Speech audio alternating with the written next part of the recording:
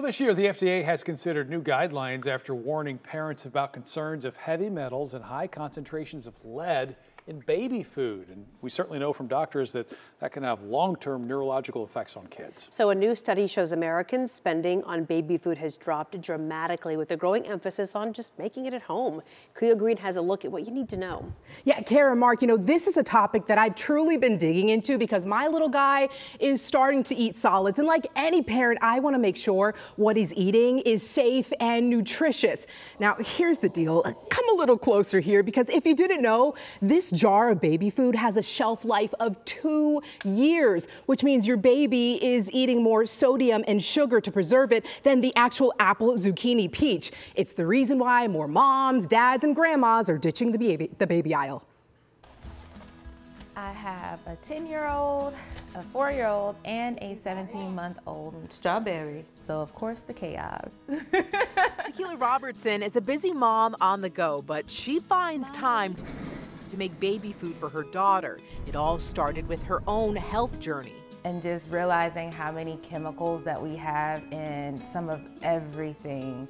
5 years ago, Consumer Reports found toxic metals including arsenic, lead, and mercury in more than 30 baby foods. Today, researchers say the overall risk has barely changed. Foods in general in the world that are grown in soil can pick up those metals from the soil that they're grown in. So pretty much all foods out there have that potential. So there's no huge difference between store-bought and homemade food. That's according to Carrie Rappaport, an infant feeding and swallowing specialist. But you can lower your child's likelihood of ingesting them. When we are straining foods, when we're reducing foods down to a puree form, that can kind of condense those heavy metals, which can be a little bit more problematic in terms of the amount that somebody is eating. It's a big help that you can find Kathy O'Brien, a pediatric dietitian, on Instagram, showing moms and dads how to make a wide variety of healthy meals. Babies need a lot of energy-dense foods at that time to promote that growth and development too.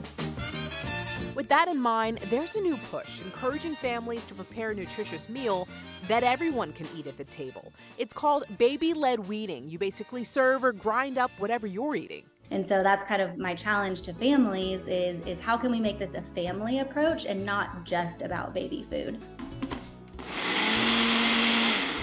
For the Robertson family, it's a challenge accepted to promote a healthy family.